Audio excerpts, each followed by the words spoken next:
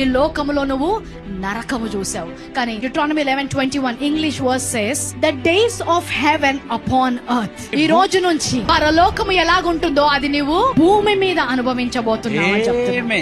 హల్లెలూయా. ఇంతవరకు బానిసత్వము చూసావు, ఈ రోజు నుంచి సమృద్ధిని చూడు.